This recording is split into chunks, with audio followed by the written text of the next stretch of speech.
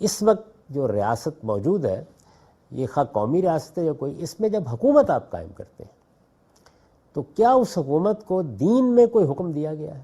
میں نے عرض کیا نہیں دیا گیا تو مسئلہ ختم ہو گیا۔ ہمارے ہاں کا جو جدید طبقہ سیکولرزم سے متاثر ہے یا لبرلزم سے متاثر ہے، اس کا مسئلہ کیا ہے؟ اس کے مسائل دو ہیں، ایک باطنی اور ایک ظاہری۔ باطنی مسئلہ ان میں سے ایک اچھی خاصی تعداد کا یہ ہے کہ وہ اصلاً مذہب پر اپنا ایمان ختم کر چکا ہے۔ یعنی میں کسی کے دین و ایمان پر کوئی تبصرہ نہیں کر رہا، ایک تعداد ہے جس سے آپ گفتگو کریں، بات کریں، وہ اس کا اقرار کرتے ہیں۔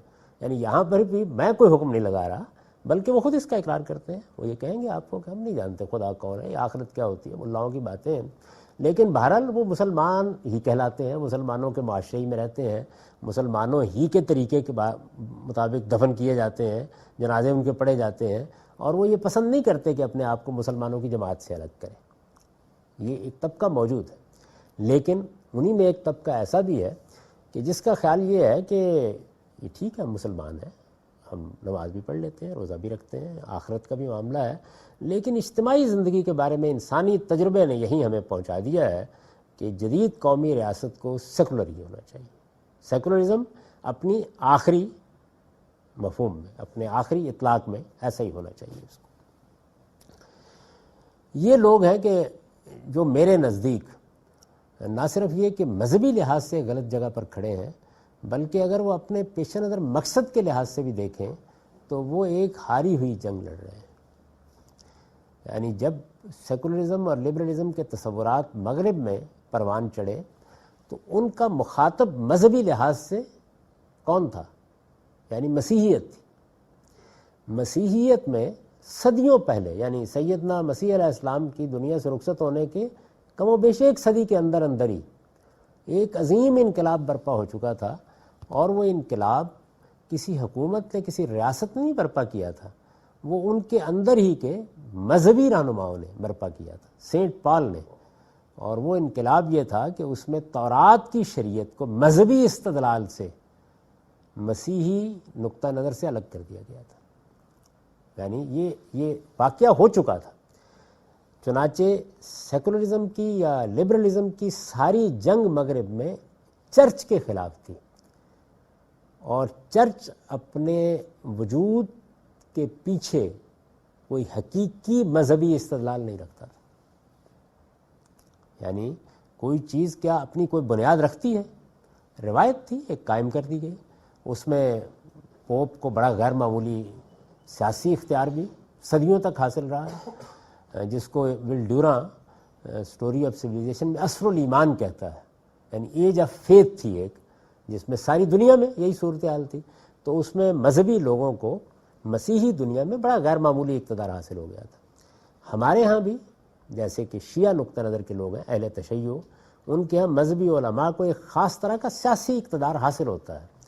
یعنی اب تو وہ باقاعدہ ہو گیا، لیکن اس سے پہلے بھی اس کو آپ بڑی حد تک ایک سیاسی اقتدار سے یا نیم سیاسی اقتدار سے تعبیر کر سکتے تھے۔ یہ پوپ کا ادارہ یہ اپنی کوئی بنیاد نہیں رکھتا تھا، یعنی یہ انسانیت کے خلاف ایک تحکم تھا، اس سے زیادہ اس کی کوئی حیثیت نہیں تھی، لہٰذا وہ جنگ جیت لی گئی، اور خود پاپائیت نے ویٹیکن میں اپنے آپ کو بند کرنے پہ اتفاق کر لیا، کیونکہ ان کے پاس بھی کوئی استدلال موجود نہیں تھا۔ اگر تورات کی شریعت کو منسوخ نہ کیا ہوتا تو یہ واقعہ نہیں ہو سکتا تھا، ممکن نہیں تھا، لیکن انسانوں کی نفسیات کے اندر سے یہ چیز نکل چکی تھی۔ یعنی ان کے ہاں تو صورتحال یہ تھی کہ جو انفرادی معاملات سے متعلق شریعت ہے وہ بھی ختم ہو چکی تھی، تو اس وجہ سے کوئی مشکل پیش نہیں آئی۔ ہمارے ہاں کے اس جدید طبقے کی نفسیاتی کو پس منظر یہ ہے کہ وہ وہاں سے چیزوں کو دیکھ رہا ہے۔ یعنی مسلمان معاشرے کے اندر یہاں کون ہے؟ قرآن ہے، یعنی وہاں انجیل کی ایک تعویل کر لی گئی، یہاں قرآن ہے، اور اس پچھلی 14-15 صدیوں کے دوران میں کوئی یہ جسارت نہیں کر سکا کہ وہ یہاں کوئی اس طرح کا ادارہ وجود میں لے آئے یا یہ اعلان کر سکے اور اس کو کروڑوں کی تعداد میں، اربوں کی تعداد میں لوگ قبول کر لیں کہ اسلام میں شریعت نہیں ہے۔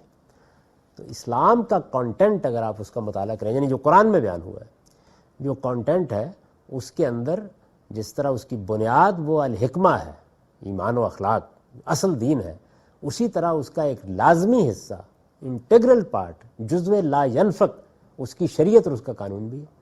اور یہ قانون جو آدمی بھی پڑھے گا وہ بادنہ تامل یہ جان لے گا کہ اس میں ایک بڑی احکام کی تعداد وہ ہے جو فرد سے متعلق ہے، چند احکام وہ بھی ہیں جو معاشرے سے متعلق ہے یا جو حکومت سے متعلق ہے یا مسلمانوں کے نظم اجتماعی سے متعلق ہے۔ یہ قرآن مجید ترجموں کی صورت میں نہیں ہے، یہ اپنی اصل صورت میں ہمارے پاس موجود ہے۔ اس کو ہر مسلمان اپنے گھر میں پڑھ رہا ہے۔ جیسے جیسے مذہب کی طرف توجہ ہوتی ہے لوگ اس کا مطالعہ دیکھ کر، سوچ کر، سمجھ کر کرنا شروع کر دیتے ہیں۔ اس میں کس میں یہ ہمت اور یارہ ہے کہ وہ مسلمانوں کی نفسیات سے اس چیز کو نکال دے؟ یہ ممکن نہیں۔ چنانچہ آپ یہ دیکھیے کہ ترکی میں ریاست کی طاقت سے سیکولرزم کو ریاست کا مذہب بنانے کی کوشش کی گئی، اس میں ناکامی ہو گئی، مکمل ناکامی ہو گئی۔ جہاں بھی یہ کوشش کی جائے گی یہ ناکامی ہو جائے گی۔ کیوں؟ جنگ پوپ کے اور لوگوں کے مابین نہیں ہے، جنگ قرآن کے اور لوگوں کے مابین۔ یہ جنگ کسی صورت میں بھی کوئی نہیں جیت سکتا۔ اس وجہ سے میں ہمیشہ ان لوگوں کو یہ توجہ دلاتا ہوں کہ میں تو خیر اپنے ایمان کی جگہ پر کھڑا ہوں، اگر آپ اپنے سامنے کوئی سیاسی ہدف بھی رکھتے ہیں تو آپ ایک ہاری ہوئی جنگ لڑ رہے ہیں، یعنی اس میں کوئی امکان نہیں ہے۔ چنانچہ میں آپ سے عرض کروں کہ رات جو واقعہ ہوا ہے، یہ آپ کے علم میں ہوگا کہ سندھ حکومت نے یہ اعلان کر دیا کہ وہ جمعہ کا خطبہ ریاست کی سطح پر تیار کرے گی اور جامع مسجدوں میں وہی خطبہ دیا جائے گا۔ اس پر ظاہر ہے کہ ہمارے میڈیا میں ایک ڈیبیٹ شروع ہو گئی، تو رات وہ ڈیبیٹ میں سن رہا تھا، اس میں ہمارے دوست سلیم صافی صاحب نے جو ٹھیک دین کا موقف ہے اس کو بہت وضاحت کے ساتھ بیان کر دیا۔ اگرچہ اس میں ایک دو چیزیں ایسی ہیں کہ جن کے اوپر ان کی خدمت میں عرض کیا جا سکتا ہے، کوئی نظر ثانی فرمائے۔ مثال کے طور پر انہوں نے یہ کہا کہ جو خطبہ ہے وہ تو ریاست ہی کا حق ہے، جامع مسجد بھی ریاست ہی کے پاس ہوگی، لیکن خطبہ تیار کرنے کے لیے تمام مکاتب فکر کے علماء کی ایک کمیٹی بنائی جائے۔ اس کی کوئی ضرورت نہیں۔ اس کی وجہ یہ ہے کہ تمام علماء، یعنی مختلف نقطہ نظر کے علماء، ان کے پاس اپنی بات کہنے کے ہر جگہ مواقع موجود ہیں۔ وہ ہر مسجد میں جائیں، منگل کو، بدھ کو، جب چاہیں درس دیں، تدریس کریں، اپنا نقطہ نظر بیان کریں۔ ایک صاحب نے یہ کہا کہ ہرگز حکومت کو یہ کام نہیں کرنا چاہیے، یہ لوگوں کے مذہبی معاملات میں مداخلت ہے۔ میں ہوتا تو بہت ادب کے ساتھ عرض کرتا کہ یہ تو اصل میں ریاست کے معاملات میں علماء مداخلت کر چکے ہیں، اس کو روکا جا رہا ہے، یعنی یہ ان کا حق ہی نہیں ہے سرے سے۔ ان کا جو حق ہے، کسی کی رائے پر پابندی نہیں لگائی جا رہی، کسی کی تقریر پر بھی پابندی نہیں لگائی جا رہی، چوک میں کھڑے ہو کے کریں۔ یعنی میں تو اس کا بھی قائل نہیں ہوں کہ مسجد میں جا کے اگر وہ کسی دوسرے دن میں کوئی بات کرنا چاہے تو اس پر کوئی پابندی لگائی ہے، کیونکہ اس میں کوئی مسلمانوں کا نظم اجتماعی زیر بحث نہیں ہے۔ جمعہ پڑھنا مجھ پر بھی لازم ہے، آپ پر بھی لازم ہے، اس لیے تو ہم نے جانا ہے۔ منگل بدھ کو کوئی عالم وہاں تقریر کرنا چاہے گا، ہماری مرضیت جائیں گے، مرضیت نہیں جائیں گے۔ وہ پھر اس کا حق ہے کہ وہ اپنی بات کرے، ہمارا حق ہے کہ ہم جا کے سن لیں۔ اس میں کسی ریاست کی مداخلت کو میں جائز نہیں سمجھتا۔ تو یہاں اس صورتحال یہ نہیں کہ ریاست مداخلت کرنے جا رہی ہے، بلکہ صورتحال یہ ہے کہ جو ریاست کا حق تھا اس میں صدیوں سے کی گئی مداخلت کا ازالہ کرنے کے لیے جا رہی ہے، یہ بتانا چاہیے تھا۔ تو میں یہ گزارش کر رہا ہوں کہ یہ وہ جگہ ہے جہاں پر آ کر غلطی ہوئی۔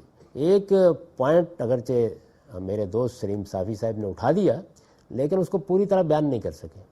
یہ میں آپ سے عرض کروں کہ جس وقت یہاں قتل و غارت گری شروع ہوئی، یہ آپ کے علم میں نا کہ 35-40 سال سے یہاں جہاد کے نام پر قتل و غارت گری ہو رہی ہے، بڑے پیمانے پر ہوئی، اور جب میں نے کھڑے ہو کر یہ کہا کہ جہاد ریاست کی ذمہ داری ہے، سارے سیکولر طبقے نے داد دی۔ یہ دیکھیے وہی بات ہے، اب بھی یہی کہا جا رہا ہے جمعہ ریاست کی ذمہ داری ہے، اس لیے کہ وہاں مقاصد پورے ہو رہے تھے۔ تو اگر آپ یہ کہتے ہیں کہ ریاست کو مذہبی معاملات میں مداخلت نہیں کرنی چاہیے، تو پھر میں یہ سوال کروں گا کہ جہاد میں ہی مداخلت نہیں کرنی چاہیے۔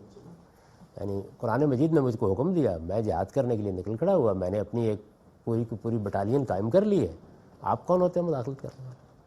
تو مسلمانوں کے معاشرے میں تو آپ جنگ نہیں روک سکتے جب تک کہ آپ مذہب کے حوالے سے گفتگو نہیں کریں گے۔ یہاں سیکولرزم کا لفظ بولتے ہوئے سوچ لیجئے کہ آپ کیا کرنے جا رہے ہیں. آپ کے مقابلے میں قرآن کھڑا ہے. تو میں آپ سے عرض کر رہا ہوں کہ یہ جنگ آپ ہر حال میں ہار جائیں گے. تو یہ وہ جگہ ہے جہاں سے میری راہیں ان لوگوں سے جدا ہو جاتی ہیں.